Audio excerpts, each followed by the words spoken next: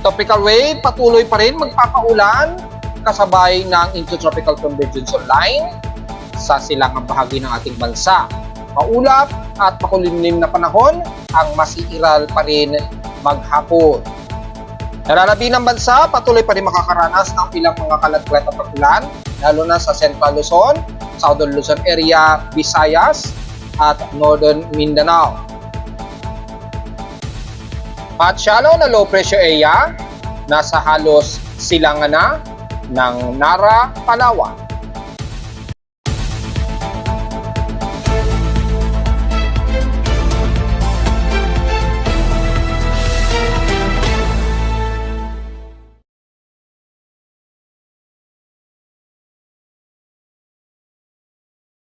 Hello, good morning mga folks. Welcome po muli sa ating Daily Weather Bulletin at Analysis para sa araw ng Huwebes, June 27, 2024. Ang oras nating Boss Point Maga ay alas 10:37 na ng umaga. Patuloy pa rin ang gloomy at overcast sa halos nalalabi ng ating bansa, especially sa bahagi pa rin ng Central Luzon, kasama na ang Calabarzon at NCR. Pero sa silangan bahagi ng ating bansa, ay makakaranas pa rin ng mas maulap na himpaporin, pakulimlim at mga kalat-kalat na pag-ulan na may mga pagkidlat at pagkulog. Dahil patuloy pa rin ang pag-iral ng ating tropical wave na embedded ng intertropical convergence lines. Sa ating current conditions, overcast gloomy pa rin, haze at mostly cloudy ang umiiral sa amin sa Caloocan. At asahan yan halos maghapon na naman sa iba't ibang bahagi ng Metro Manila. At makikita sa live CCTV snapshots natin ay halos very gloomy po ang nasa paligid namin sa Caloocan. Bagamat wala naman kaming naitala ngayon na mga ilang drizzle rains, di gaya kahapon na mga drizzle light rains lamang din ang naranasan sa amin. Sa lowest temperature na itala na aming weather station sa Caloocan, kaninang 5:46 AM nakapagtala kami ng lowest of 26 degrees Celsius. Kahapon, medyo comfortable, pero warmer pa rin ang temperatura na itala sa amin kahapon ng alas 12 pasado o quarter to 1 o'clock ng hapon. To be exact, 12:43 PM, nakapagtala kami ng highest na 32.4 degrees Celsius kahapon. At lumalabas ang aming heat index ay despite na nasa medyo danger level pa rin, pero nasa 42.9 degrees Celsius ito. Medyo acceptable na sa amin ito sa Caloocan, na medyo comfortable na ito, maituturing since kahapon. Sa basic streams and question 24 hours naman, nangunguna ang pinakamalinsangan sa may Mindoro, sa San Jose, na nasa 35 degrees Celsius ang kanilang highest temperature. Sa lowest temperature naman sa Baguio City, na natiling stationary, na nasa 18.2 degrees Celsius ang lowest temperature sa bansa. At sa Inulan naman, ay niratrat ng 154 mm na total rainfall ang Zamboanga Peninsula. And since kahapon, nakapagtala lamang kami sa Caloocan ng 7.2 mm na total rainfall. Typically light at madalas drizzle rains lamang. Ang ating outside humidity so far, katamtaman, 73%. At bumaba ito ng 4% since last hour. Pero asahan na maaari pa rin umabot ito ng more than 80%. Dahil masyado tayong gloomy at mataas ang saturated ng water vapor. At kasalukuyang mataas ang atmospheric pressure sa amin na nasa 1,010 hectopascals and steady ito since last hour. Sa high tide and low tide status, so far, pa-high tide pa lamang po at may 2 hours and 24 minutes pa itong maximum high tide. Ibig sabihin lamang ay ang patuloy na pagtaas ng high tide ngayong araw ay maaaring umabot pa ng mahigit sa 1 meter or 1.3 meters to be exact. Inaasahan niya na unti-unting mababayan starting bukas ng Biyernes mula 1.3 to 1.1 meters. Pero nanatiling mataas pa rin sa 1 meter kaya mag-ingat pa rin sa mga maliligo. Pero sa mga mangingisda ngayong araw ay worry na lamang sa medyo mabugsong hangin dahil sa ating easterly wind na malakas sa may silangan ng bansa. At sa ating namang almanac, sumikat kaninang 5:29 AM ang ating haring araw at inaasahan lulubog naman ito mamayang 6:28 PM at ang ating waning gibos at 70% na liwanag na lamang ng buwan ay sisikat naman ito mamayang gabi na at 10:59 PM At kinabukasan naman na ng umaga, ito lulubog at 10:16 a.m. At sa ating local weather outlook, para ngayong Huwebes hanggang Biyernes na po ito, magiging maula pa rin ating maghapon at bahagyan tumaas muli ang ating tsansa na paulan na nasa 70 to 71% chance of rain. So magdala po kayo ng pananggalang sa ulan bukod sa may mga panandali ang mga sikat ng araw. Bukas, ganun din, magiging stationary na nasa magiging makulimlim pa rin pero asahan ng mga localized thunderstorms pagsapit lalo na sa hapon o sa gabi. Tsansa ng pag-ulan bukas ng Biyernes, 60 to 61% po. At kung babasahin natin ang local weather outlook, ay according sa huling record ni Pag-asa kaninang 3 o'clock AM na mataan nila ang sentro nitong si 98W low pressure area, shallow low pressure area ay nasa 45 km east-northeast ito ng Dipolog City, which is hindi na siya accurate dahil ngayon nasa karagatan na ito pagitan ng Palawan at west portion sa Visayas at nasa Dipolog City, Zamboanga Peninsula del Norte ito at embedded ng Intertropical Convergence Line. Apektado ang Southern Luzon at Visayas at Mindanao ng ITCC, which is nagaganap ngayong araw at asahan natin yan maghapon. Highest and lowest temperature expected maglalaro sa 32 to 34 degrees Celsius in 2 days hanggang bukas na po yan ng Biyernes at ang lowest temperature expected maglalaro sa 26 to 27 degrees Celsius. So, diretso agad tayo sa ating ginagamit na satellite imagery. Makikita naman dito ang makapal pa rin na kaulapan dulot ng pinagsamang kombinasyon ng intertropical convergence lines at tropical wave na nagpapaulap at nagdadala ng mga kalat-kalat na pag-ulan pa rin sa bahagi nito ng northeastern at northwestern Luzon at sa lalabi ng southern Visayas at southern Luzon, kabilang na ang Bicol region. So, hindi natin muling iisa-isahin dito dahil halos very saturated ang kabuuan ng Luzon hanggang Southern Luzon na po yan at Visayas. Asahan ang anumang oras na kalat-kalat na pag-ulan. Lalo na sa silangang bahagi po ng bansa mula Northeastern Luzon hanggang Bicol region at Eastern Visayas na po yan. Dahil malawak po yung extending kasama na ang Intertropical Convergence Zone.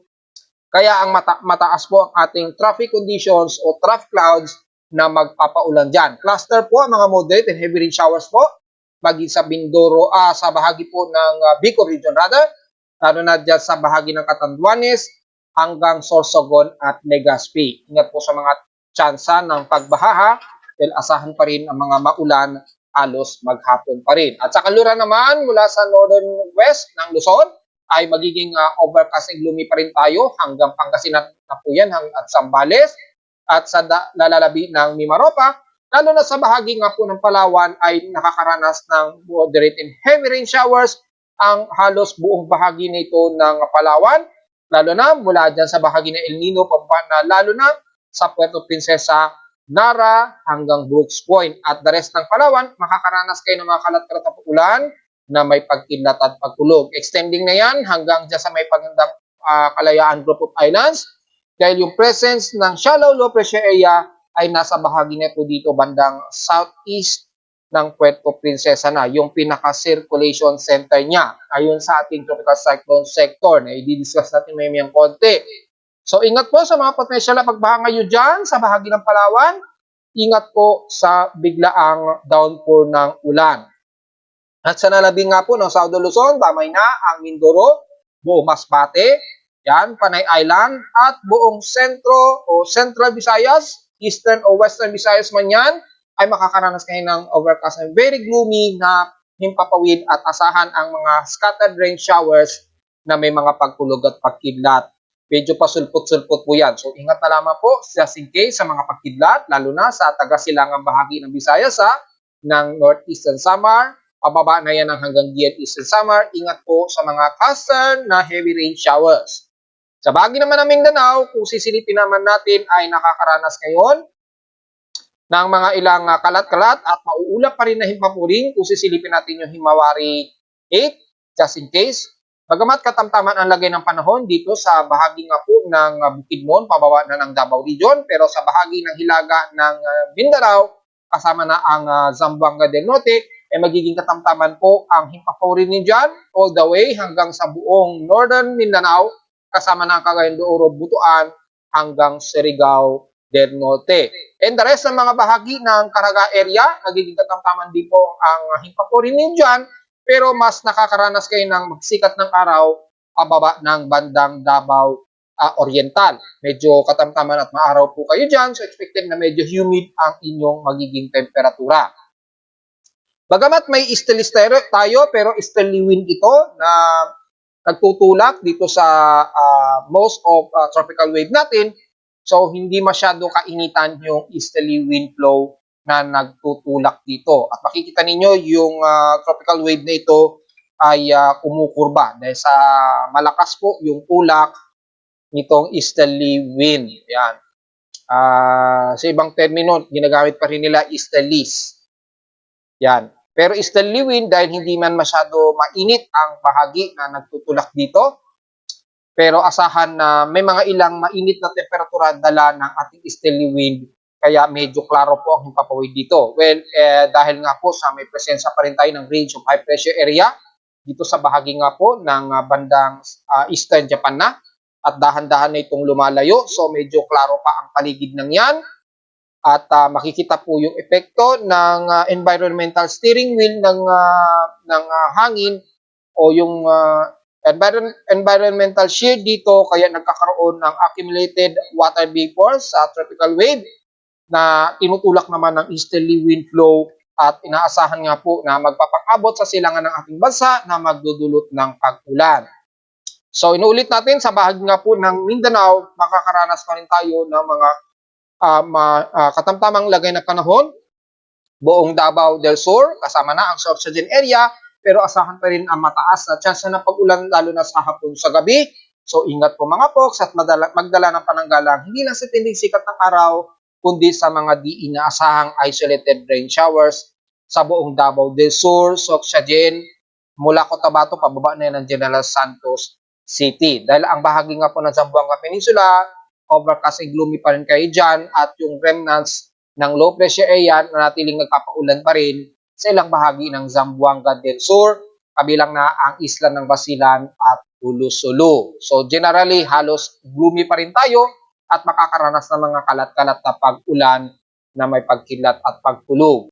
Samantala, kung kakamustahin naman natin itong shallow low pressure area na si 98W, bagamat na natili pa rin nasa 1 minute average wind speed niya na 37 km per hour at bugsong umabot ng 46 km per hour. Pero dahil napakataas pa rin yung kanyang central air pressure, na nanatili pa rin itong investigative low pressure area. At kung titingnan natin sa pinaka-mas latest na ating tropical cyclone track as of 10:45 AM, yan, namataan ito sa may pagitan na nga po ng Sulu Sea, bandang southeast na po ng bandang Puerto Princesa, Palawan. So, inaasahang magtatraverse ito ng Palawan sa loob ng 24 oras ngayong araw. So, asahan po na nakakaranas ng pag-ulan ngayon ang bahagi ng Puerto Princesa hanggang Brooks Point. Ingat po sa mga pag-ulan, at since wala pa naman nakikitaan na enhancement itong shallow nito, so mananatili lamang itong magiging trough na magpapaulan sa Palawan sa loob ng 24 oras ngayong araw. So wala tayong magiging komento masyado, at dahil walang masyadong advanced prediction na ito'y mas lalakas pa, na natiling mababa pa rin yung upward low convection niya, so wala tayong masyadong maiko-comment gaano. Pero kung titingnan natin yung Global Assessment Forecast Monitoring o yung ating ginagamit na Global Assessment Monitoring, Tropical Cyclone Forecast Assessment, ay nanatiling wala tayong inaasahan na pamumuo ng sama ng panahon hanggang sa matapos ang month of June. Makikita naman natin sa ating Global Spectral Model, nanatili lamang na trough at daloy ng intertropical convergence zone lamang ang mas nakikitaan natin dito sa Global Spectral Model. Sa ating West Pacific Basin, yung ating current tropical cyclone probability, formation real time, ay halos ang Palawan na lamang ang nakakaramdam ng epekto ni 98W. Ayan o. And at sa susunod na 24 oras ay asahan na wala na tayong masyado makikitaan na anomaly ng formation ng invest. So anytime sa susunod na 24 oras, maaaring ma-dissolve na lamang kaagad itong C98W mga folks. So, wala na tayo masyado magiging worry dahil halos hindi na natin nakikita nito sa susunod na 24 oras na magkakaroon pa ng enhanced development. So, magkakaroon lamang ng halos maghapon na maulan sa bahagi ng Palawan at pagkatapos nun ay maaari na itong mag-dissolve o totally aalisin na sa aking tropical cyclone sector. Sa ating mga computer models naman mula kay GPS na natili lamang na trough at embedded ng Intertropical Convergence Line, ang bahagi nito ng Mindanao, extending niyan sa silangan sa labas ng ating Philippine Area of Responsibility at ang ating high pressure area hanggang sa pumasok na ang unang linggo ng July ay tuluyan ng lalayo ang high pressure area.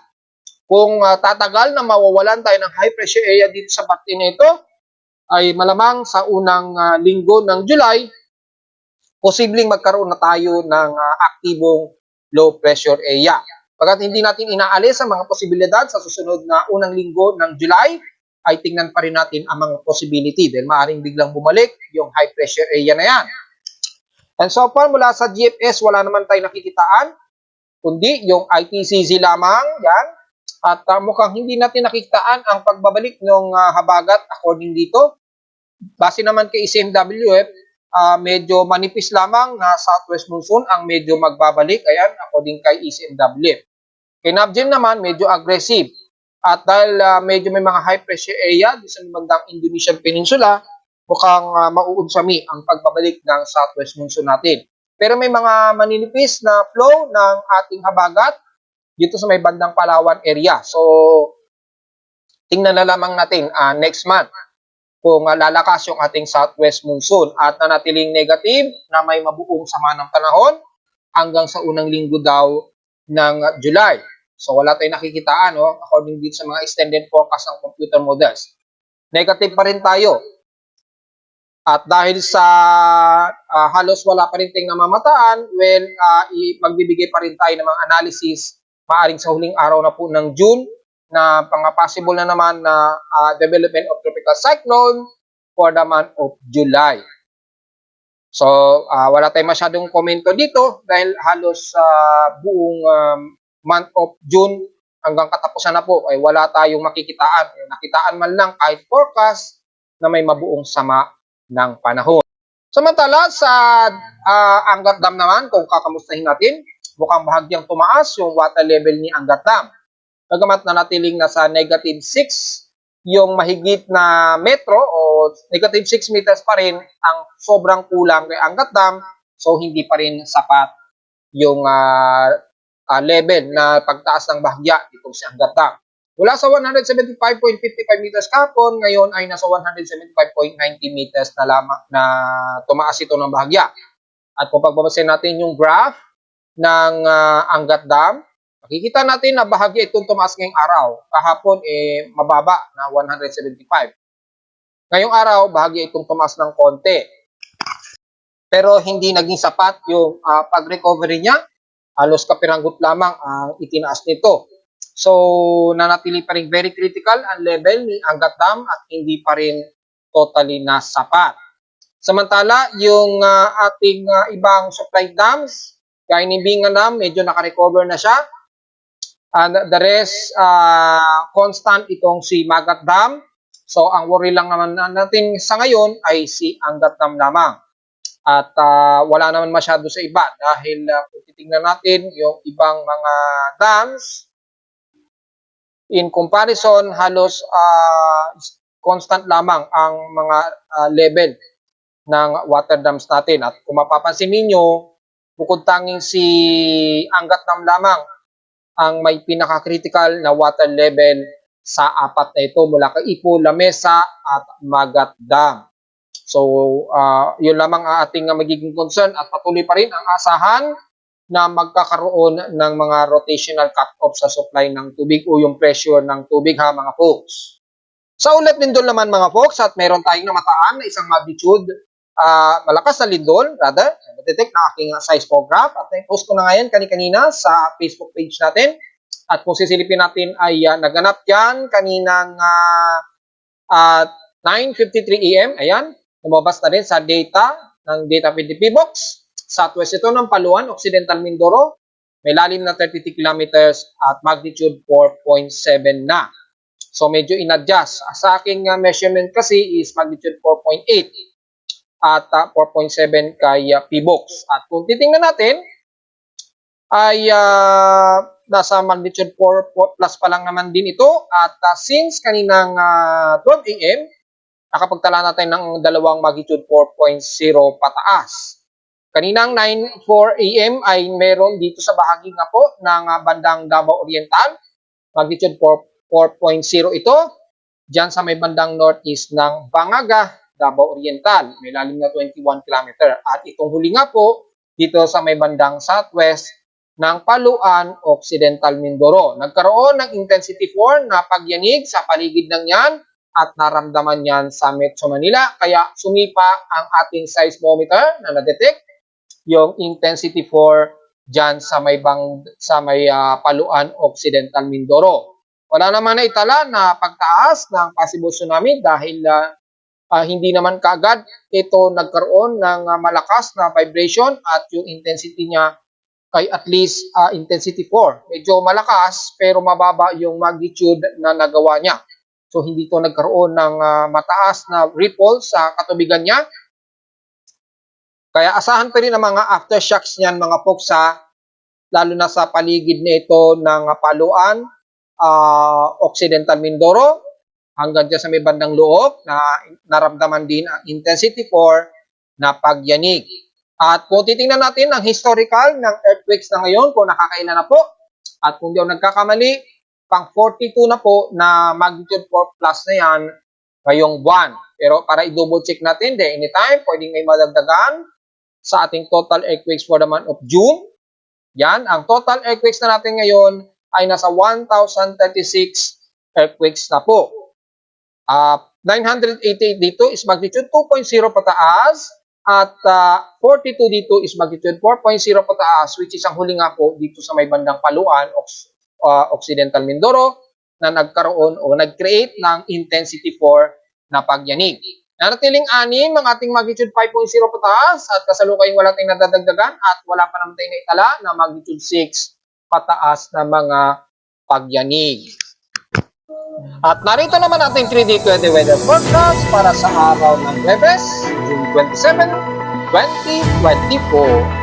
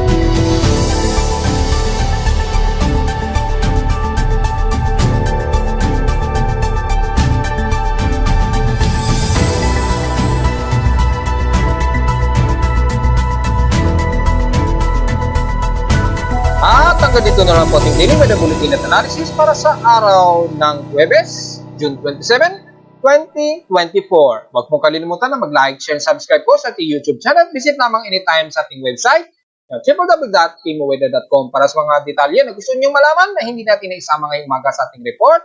Halos stationary lang din, gaya kahapon ang lagay ng ating panahon. At visit lamang din sa aking website para sa gusto malaman ang dynamic at real-time events mula sa aking weather station sa Caloocan at sa mga data feeds mula sa iba't ibang weather agencies. Maraming salamat po mga folks at magandang araw po sa ating lahat.